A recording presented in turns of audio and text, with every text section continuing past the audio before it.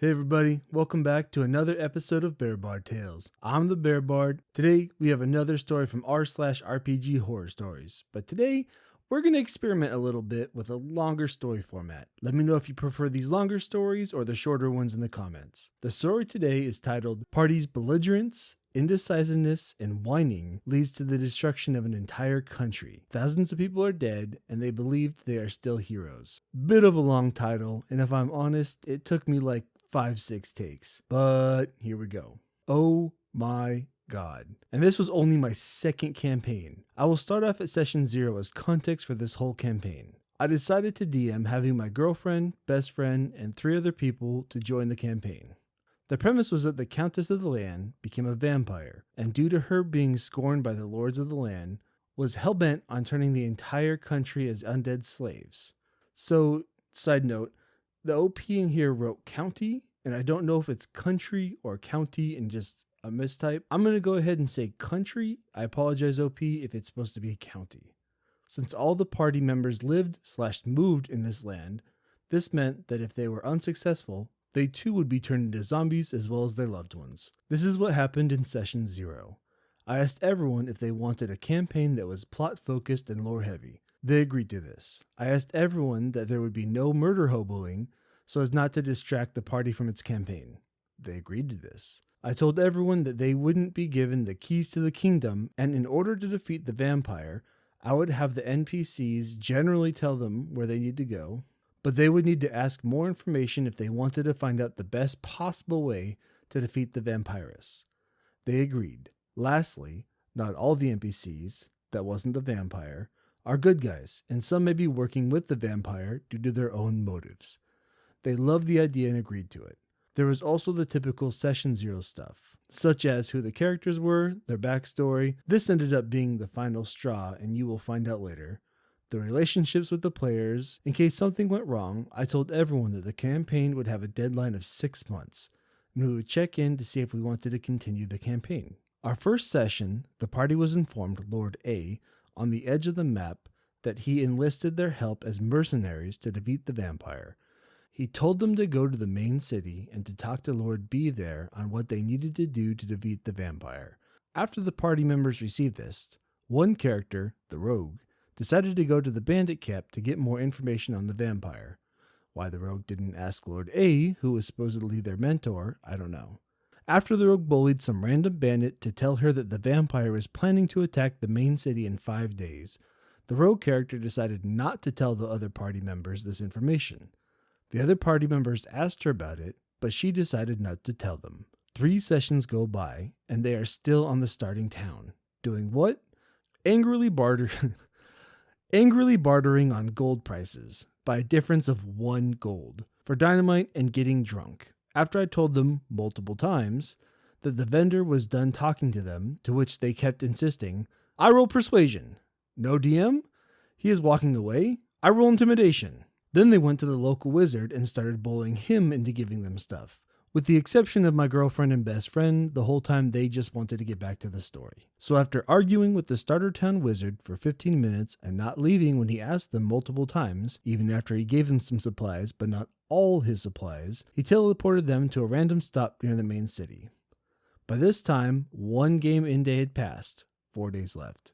They go to the main city to see that it has fallen to undead hordes, and now the inhabitants have moved to an underwater city, as requested by one of the party members, the human druid. The city was built by a large group of hermits who wanted to be isolated away from the country, and over time evolved into mermaids, also requested by the human druid. After turning into mermaids, they abandoned the underwater city to live in the lake, and now the refugees call it home. I added all this since it was requested by the druid player to have the mermaids and mermaid lore in the game. So after fighting their way through zombies and ghouls, they make it to the underwater city, to which the human druid asks nothing about how it was built by the mermaids and doesn't ask about any lore about the mermaids in general, despite the player specifically asking for it. When any opportunities came up to interact with the mermaids, she declined it. They go to Lord B and talk to him, to which he tells the party to go to a legendary wizard who has a magical scroll to help them defeat the vampire. During the whole conversation, Lord B was acting suspicious. When the party members were talking about how they didn't trust him, I said, "Do you wish to ask other people around what they think of their lord?" Or, rogue, do you want to secretly search his room to see if your suspicions are true? They all replied, nah, it's fine. Where's the blacksmith? I need new weapons and armor. Normally, this kind of stuff is fine with me. However, they specifically asked and agreed to some intrigue in the campaign and ultimately did nothing about it. Even when I reminded them about how there is some intrigue as agreed upon by the party in session 0. So for the next countless number of sessions, which lasted months and 3 in-game days, everyone was in the underwater city, bartering for weapons and armor. Once again, it was based on a difference of 1 gold, and they had a lot of gold after looting the ruins of the old city when it was overtaken by zombies. In the game, when the players ask a high priestess for advice on how to defeat the vampire, she would give a lot of information and lore on vampires. But her biggest advice was communicate and take action immediately to defeat her, to which the other players, except girlfriend and best friend, would reply, yeah, we know that, and then go back to bartering for weapons for a difference of 1 gold, when the vendor would ask them politely to leave. The rogue, the druid, and the dwarf would beat up the vendor and took what they pleased. The rogue had built a female Robin Hood character, but insisted on pickpocketing everyone in sight, which led to stupid conflicts and the alienation of the city's population. The Goliath, BFF, of the group would nearly always have to intervene before the rogue got herself killed. Ironically enough, most of the people she stole from were poor peasants, believing that stealing from nobles would be too difficult to do. When I would tell the party members directly what their goal in the campaign was, why we agreed to do the campaign, they would all listen to me, then proceed to talk to another major NPC and not come to a consensus on the overall plan, which led to the prolonging of their stay in the underwater city and completely contradicted what the NPC priestess had told them to do, which the party members believed they were already taking action immediately. By this point, I was ready to end the campaign. However, after talking to the party members, once again, about what we agreed on outside of session and what the goal of the campaign was, I had hoped that they would somehow change. My mistake. I also had hope because when we were in the combat or talking to the high priestess, they were having a lot of fun. But when they went back to bartering, which was 90% of the campaign at this point, it became a slog, and I saw the other party members, namely my girlfriend and best friend, were bored. I didn't want to give up on this campaign because I generally liked most of the people I was playing with. Not only that, but 6 months was the deadline and I wanted to keep my word. This, however, was a mistake. Remember all that indecisiveness I had in the title? This is where it ultimately leads to the party's downfall. 4 in-game days have passed now. Only the rogue knows the attack on the city is imminent and she hasn't told anyone about it. Finally, after 5 months, and there were some sessions canceled during the time, they finally leave the underwater city to see the legendary wizard. As they make their way up to the wizard, they are ambushed by mercenaries who were hired by a vendor the party beat up previously. During the fight, the druid took forever to decide what actions to do, and this wasn't her first time playing D&D. She would have a whole week to look up the spells and what to do. Then during combat, she would say, I'm not sure what this spell means. And then her turn would take 20 minutes. Not only was the length due to looking up the spells, but after figuring out what the spells did, she would freeze up, unsure of what action to take. When this first happened, the session ended with the party still in combat. I told everyone to make sure what their class can do before the next session, and if they had any questions to reach out to me. I also had an added timer for their turn, and I would tell the party members when their turn was next. Next session, the druid player, once again, wasn't sure of what her spells meant and would barely do anything when it was her turn in combat, due to indecisiveness before her turn was over. Once combat was over, the party captured one mercenary and interrogated him. When the mercenary said he was hired by a vendor who the party had beaten up, the dwarf, the druid, and the rogue all replied with, "What? We're the good guys. We didn't do anything wrong." Insert facepalm by the mercenary. Even my girlfriend and best friend said, well, we did vandalize and assault the vendor. The other party members still insisted they were the good guys and tried to justify their actions. Finally, they make it to the last known location of the wizard. By this point, almost 6 IRL months had passed, and we were about to do our check-in to see if we wanted to continue the campaign. As they were trying to solve a riddle that would reveal exactly where the NPC was, a Nalfshi attacked them. The combat itself was fun, but GD. The druid player still didn't know what to do, so her turn was passed up multiple times. Then the dwarf player, she runs up and attacks the Nalfshi. After a few turns pass, the Nalfshi puts her HP down to 0 and she has to do a death saving throw. The whole time she whines and complains about how she has to do this and then succeeds on her throw. After my girlfriend heals her up, the dwarf player rushes back into combat to attack the Nelfshi. After her attack with the Great Axe, I tell her she is next to the Nelfshi and if there is anything else she wants to do. Her response? I'm by the Nelfshi? I reply, yes, you attacked it with your Great Axe. What else would you like to do, or do you want to end your turn? Huh? I attacked the Nelfshi, she said.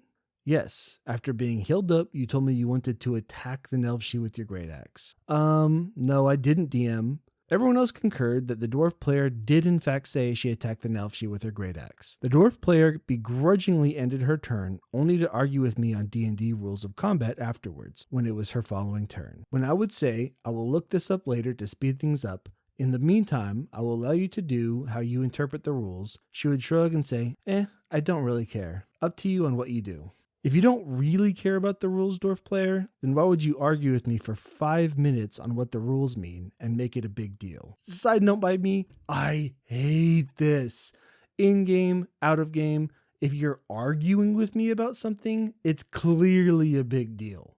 Anyway, back to the story. After they defeated the Nelfshi and the session ended, I told them 6 months were up and to go on Discord to vote whether or not to continue the campaign. As this was happening, I got a PM from the dwarf player talking about how she didn't write a backstory, which she did. Before I could reply, she sent me along a PDF file on her backstory. This backstory was a convoluted, self-inserted, furry lesbian fanfic of her IRL self. Disclaimer, there's nothing wrong with being a furry or lesbian. But that wasn't how she wrote her original character, or even played the original character in the first place. This backstory made no sense to her character, and was so bad it was good. Like The Room or Hong Kong 97. I'm not kidding you, it made no sense and had so many plot holes and contradictions within the backstory itself. For example, in her new backstory, she talked about how her hill dwarf, previously a mountain dwarf, was a useless member of her society and sucked at everything. Then she was randomly chosen, God knows why, as an experiment to fuse dwarf and wolves together. A wolf is her fursona. Mind you, this is the ultimate goal for town's local cult, and why they chose her character and not someone who is important is beyond me. To which it doesn't work, and she goes back to being bad at everything. She proceeds to expand on how her character tried many different things, like a lot of professions, but ended on blacksmithing. She was always alone by herself in the forge as usual, even though her character was apparently very good at it. Then, out of nowhere, a group of half-wolf dwarves attack her town, creating a civil war right then and there. Just like that. The best line in her backstory, to quote, was this: "And to show how much they, the half-wolf dwarves, disregarded name of dwarf character, they threw her over the gates of the town, sparing her of death. The wolf-dwarf hybrids disregarded her character so much that they saved her life and murdered the rest of the dwarves in her town." What the F? That makes no sense. After reading that and remembering all the players complaining and groaning about the rules and the misogyny of my NPCs, despite talking to other players about whether or not my NPCs were in fact misogynistic, which they said the NPCs were not, I decided I no longer wanted to do the campaign and ended it right there. Unnaturally, some of the party members were sad it was over. Girlfriend, best friend, and I were relieved it was over, but they asked, DM, what happened to the country then? This is what I said. After defeating the Nelfshi, the party talks to the wizard in regards to giving the party the magical scroll. As they talk, the wizard senses that they are unworthy of the power of this magical scroll and are not to be trusted. Hearing this, the party becomes belligerent, demanding the scroll, and threatens to attack the great wizard. Before the party can do so, he teleports them to the underwater city, where it is burning as undead hordes kill citizens indiscriminately. The party tries to fight them off, but is unsuccessful. They are eventually captured and brought to Lord B, revealing himself to be the vampire's right-hand man. The vampire does not even bother to talk to them, as she never saw the party as a threat. The party is turned into zombies, the most mindless and low-level enemy one can encounter.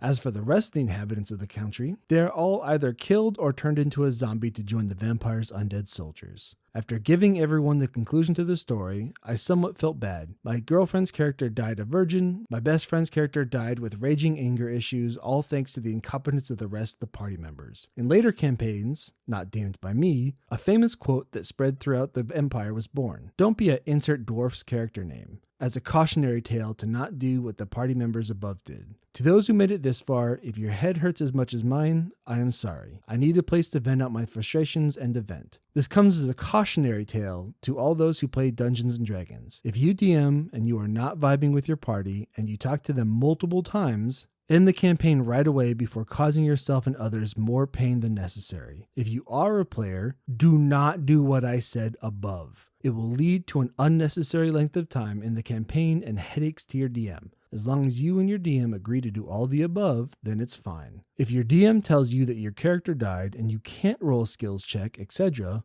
please listen and respect your DM. And scene. Where do you even start here? There's so many different aspects of this that just go all over the place. First thing I would have said if you just told me the rest of the story is, maybe you should have had a session 0 to talk about this, but they had a session 0. So what's crazy to me is that this group had a session 0 and it still ended up off the rails. I know a lot of people who enjoy the murder hoboing, and that's great as long as the expectation of the party is that. The problem, this DM worked really hard on a campaign that they were really proud of, and then it just kind of went off the rails. As for the players unable to move the plot forward, especially with a time limit, what do? Do you have to railroad them? Then you start getting into that territory. Well, do you want to leave it open? Do you railroad? Are you trying to do a thing? I don't know. I don't really know how those talks went outside. Maybe be a little bit more forceful. It's tough because did the OP just kind of mention it, or did he really say into it? Based on everything else in here, I'm going to guess they really tried and did everything they could to keep this moving forward.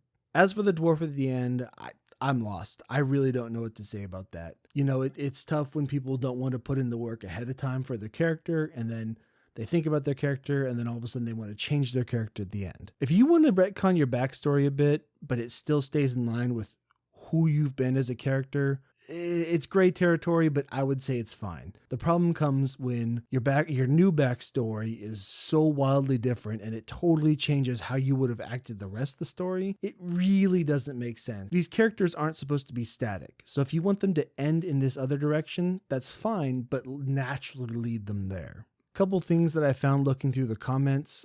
Some people had problem near the end where he said the girlfriend was a virgin and that kind of thing. The OP actually cleared that up. The girlfriend at the start of the campaign had said that the virginity thing was something that she wanted to work on as a character, and I'm guessing the anger thing for the best friend was also in there.